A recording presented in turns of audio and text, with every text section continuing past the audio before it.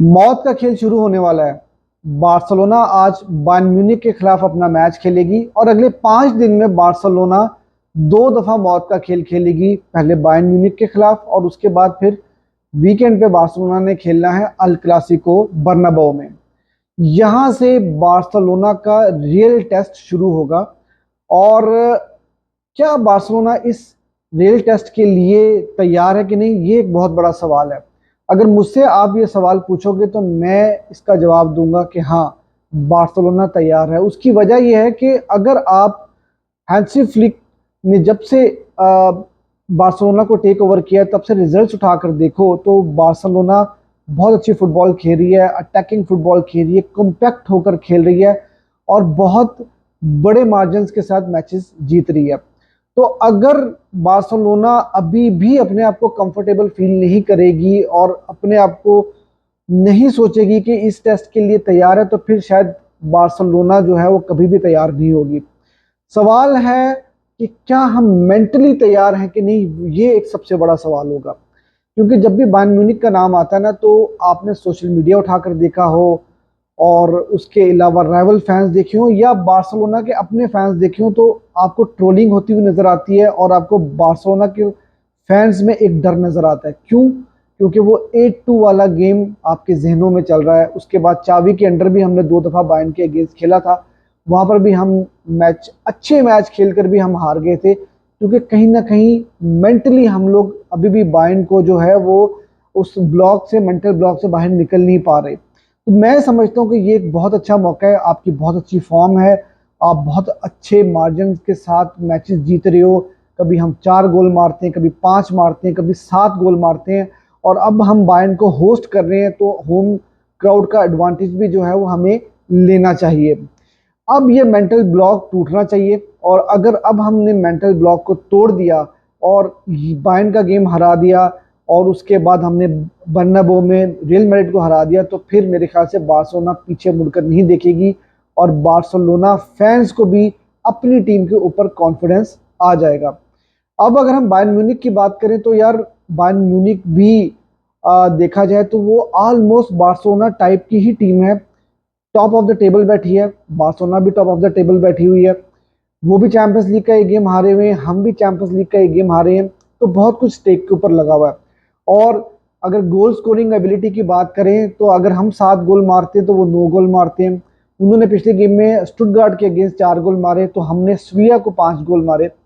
तो कहीं ना कहीं चीजें सिमिलर हैं। और स्टाइल ऑफ प्ले की अगर हम बात करते हैं तो विंसेंट कंपनी के अंडर बायर्न म्यूनिख ऑलमोस्ट उसी तरह की फुटबॉल खेल रही है जिस तरह से बार्सिलोना फ्लिक के अंडर फुटबॉल खेल रही है।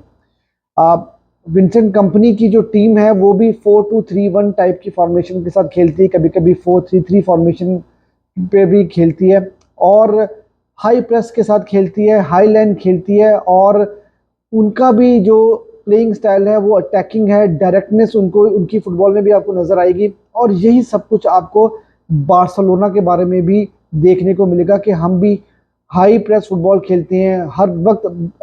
हमारे जो कोच हैं हैंसी फ्लिक, वो अपने प्लेयर्स से प्रेसिंग डिमांड करते हैं, 90 मिनट्स प्रेसिंग वो चाहते हैं और हाई लाइन हम लोग भी बहुत ज़्यादा खेलते हैं। तो ये गेम बहुत ही सिमिलर होने वाला है और मुझे ये लगता है कि इस गेम को जो जो टीम अच्छे से मिडफील्ड में डोमिनेट करेगी, मिडफील्ड में जो सी टीम अच्छा खेलेगी, वो टीम ये मैच जीत जाएगी। अगर मैं बायर्न की बात करता हूँ ना, तो बायर्न पिछला गेम जो उनका स्टोन विया वाला गेम था, वहां पर उन्होंने बहुत हाई प्रेस किया, लेकिन स्टोन विया क्योंकि यूनाई एमरी की टीम है और वो आपको पता है कि काफ़ी टाइम से स्पेनिश फुटबॉल के साथ लिंक्ड भी रहे हैं, बहुत सारी टीमों को उन्होंने कोच भी किया है। तो जब उनको बहुत ज़्यादा हाई प्रेस किया गया था स्टोन विया को बायर्न की तरफ से, तो आपने देखा होगा कि टिपिकल स्पेनिश स्टाइल में जो है स्टोन विया ने उस प्रेस को तोड़ा था। 1-to-1 पासिंग थी और आपने देखा कि टिकी टका टाइप ऑफ फुटबॉल भी आपको जो है ना वो थोड़ा सा देखने को मिला और वहां पर बेबस होती हुई नजर आई थी बायर्न म्यूनिख की टीम। दो वो मैच काफी क्लोज था और इमिनो मार्टिनेज ने बहुत अच्छी परफॉर्मेंस दी थी, लेकिन अगर बिल्डअप की बात की जाए, प्रेसिंग को तोड़ने की बात की जाए, तो एमरी ने स्पेनिश स्टाइल ऑफ फुटबॉल जो है वो खिलाया था वहां पर। और बार्सिलोना का क्योंकि डीएनए स्पेनिश फुटबॉल का है, तो मुझे लगता है कि बार्सिलोना जो है इस प्रेस को तोड़ेगी और अच्छे तरीके के साथ एबिलिटी रखती है तोड़ने की। जब आपके पास जो अच्छी फुटबॉल खेलने वाले, अच्छे पासेस देने वाले आपके सेंटर बैक्स मौजूद हैं। कुबारसी है, उसके बाद इनिगो मार्टिनेज होंगे, तो उनका रोल बहुत ज़्यादा इंपॉर्टेंट होगा। और फिर आपकी जो मिडफील्ड है वो कितना ज़्यादा सपोर्ट करेगी डिफेंस को, वो बहुत ज़्यादा मैटर करेगा। अब बार्सिलोना की बात कर लेते हैं। बार्सिलोना, आप जानते हैं कि अभी बार्सिलोना के बहुत सारे प्लेयर्स जो है ना इंजरी का शिकार रहे थे, और बार्सिलोना बहुत ज़्यादा स्ट्रगल भी कर रही थी।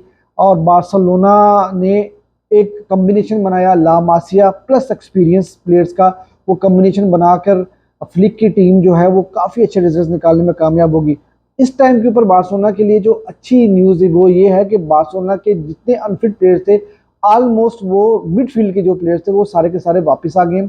गावी ने, आपने देखा कि पिछली मैच में उन्होंने स्टार्ट, मतलब उनको 10 मिनट का टाइम मिला खेलने को। दानी ओल्मो फिट हो चुके हैं, उनको पिछले मैच में मौका नहीं दिया। लगता ये है कि इस गेम में उनको कुछ मिनट्स मिलेंगे। और फ्रैंकी डियोंग पिछला गेम नहीं खेल पाए थे, वो फिट थे लेकिन आखिरी मोमेंट में उनको कुछ डिस्कम्फर्ट था, और आज की गेम में भी उनको मौका मिल सकता है। और उसके बाद फर्मीन लूपिस भी वापस आ गए थे, उनको भी 25-30 मिनट का टाइम मिला था। तो ये एक बहुत अच्छा साइन है कि बार्सिलोना की जो एक सिलेक्शन हेडिक थी इस हिसाब से कि उनके पास एक्सपीरियंस प्लेयर नहीं थे, वो अब हेडिक खत्म हुई। लेकिन अब यहाँ पर हेडिक जो बनती है वो ये बनती है कि बार्सिलोना किस कम्बिनेशन के साथ उतरेगी, वो एक बहुत बड़ा सवाल होगा। तो मेरी जो लाइनअप बनती है इस मैच के लिए, वो लाइनअप बेसिकली ये है कि आप अपनी डिफेंस के साथ छेड़छाड़ नहीं करोगे। और आप, पहली बात तो मैं गोलकीपर की कर लूँ तो पहले ही ये बात फ्लिक ने कर दी थी कि इनाकी पीने ही स्टार्ट करेंगे, क्योंकि शेंजी जो हैं वो बेसिकली अभी तक मेरे ख्याल से फिजिकली मैच फिट नहीं हुए। और जब तक हैंसी फ्लिक का एक स्टाइल मैंने देखा कि उनके प्लेयर्स प्रॉपर फिट नहीं होते, जब तक उनको कॉन्फिडेंस नहीं आता वो अपने प्लेयर्स को मैदान में नहीं उतारते। तो इनाकी पीने गोलकीपर होंगे। उसके बाद आपके सेंटर बैक्स में कोई चेंज नहीं होगा, वही आपके सेंटर बैक खेलेगी, इनिगो मार्टिनेज होंगे, और उसके साथ खेलेंगे कुबारसी। राइट बैक में कुंदे और बल्दे स्टार्ट करते हुए मुझे नजर आ रहे हैं। उसके बाद यार कसाडो मेरे ख्याल में वो रहेंगे, पेड्री स्टार्ट करेंगे। और अब सवाल ये पैदा होता है कि कैम पोजीशन के ऊपर क्या रफीनिया को खिलाया जाएगा, या रफीनिया लेफ्ट विंग के ऊपर खेलेंगे, क्या आंसू फती को स्टार्ट कराया जाएगा, या ओल्मो को कैम पोजीशन पे स्टार्ट कराया जाएगा, या ओल्मो को लेफ्ट विंग के ऊपर भी खिलाया जा सकता है, ये एक सवाल रहेगा। उसके बाद फिर लेवेंडोस्की फोर्थ स्ट्राइकर रहेंगे आपके, और उसके बाद लामीन यमाल होंगे।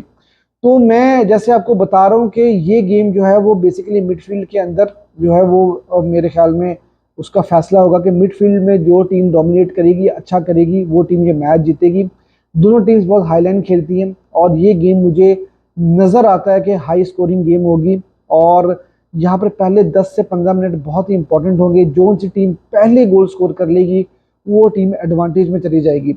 लेकिन अब बार्सिलोना जिस तरह से फुटबॉल खेल रही है, जितने ज़्यादा चांसेस वो क्रिएट कर रही है, होम एडवांटेज भी बार्सिलोना को होगा। तो मैं कहीं ना कहीं बार्सिलोना को जो है वो एडवांटेज देता हूँ कि बार्सिलोना ये गेम जो है मुझे थोड़ी स्लाइटली फेवरेट नज़र आ रही है, और बार्सिलोना मुझे लगता है कि ये गेम जो है जीत जाएगी। और की प्लेयर्स के ऊपर बात कर लेते हैं। की प्लेयर्स की अगर बात की जाए तो की प्लेयर्स में मुझे हैरी केन बायर्न म्यूनिख की तरफ से, मुजियाला अगर उनको कल स्टार्ट मिलता है तो वो बहुत इंपॉर्टेंट प्लेयर होंगे। और अल्फोंसो डेविस, वो मुझे बहुत ज़्यादा खतरनाक प्लेयर इसलिए लगते हैं क्योंकि आपको पता है कि हमारे जो राइट बैक है वो बहुत ज़्यादा ओवरलैप करते हैं कुंदे। तो अल्फोंसो डेविस क्योंकि काफ़ी पेसी हैं तो वो काफ़ी ज़्यादा ट्रबल आपके लिए कर सकते हैं। तो ये दो प्लेयर बहुत ज़्यादा आपके लिए मुश्किल कर सकते हैं। और उसके बाद अगर बार्सिलोना की बात की जाए तो लेवेंडोस्की को नहीं भूलना चाहिए, बहुत अच्छी फॉर्म में है वो। उसके साथ साथ बार्सिलोना के बाकी के प्लेयर्स, अगर रफीनिया, लामीन यमाल, वो भी बहुत अच्छी फॉर्म में है, पैड्री बहुत अच्छी फॉर्म में है। तो ये बहुत ही की रोल जो है वो प्ले कर सकते हैं। और हाई लाइन के ऊपर जो है ना वो आपको बहुत ज़्यादा फोकस करना पड़ेगा कि जितनी हाई लाइन हम फुटबॉल खेलते हैं तो वहाँ पर अगर एक भी अच्छा थ्रू बॉल मिल गया तो दोनों टीम के पास ये क्वालिटी है कि वो गोल स्कोर कर सकती है, क्योंकि दोनों टीम्स बहुत ही ज़्यादा जो है वो क्लिनिकल है गोल के सामने। अगर स्कोर लाइन की बात की जाए तो मैंने जैसे आपको बताया कि बार्सिलोना मुझे स्लाइटली फेवरेट नज़र आ रही है, और मुझे ये हाई स्कोरिंग गेम होता हुआ नज़र आ रहा है। और मुझे लगता है कि बार्सिलोना ये गेम 3-2 के साथ जीतेगी। आपकी क्या प्रिडिक्शन है, आपने मुझे कमेंट सेक्शन में ज़रूर बताना है। और वीडियो अगर आपको अच्छी लगी तो वीडियो को लाइक जरूर कर देना, और अगर अभी तक आपने मेरा चैनल सब्सक्राइब नहीं किया तो मेरे चैनल को सब्सक्राइब करना ना भूलिएगा।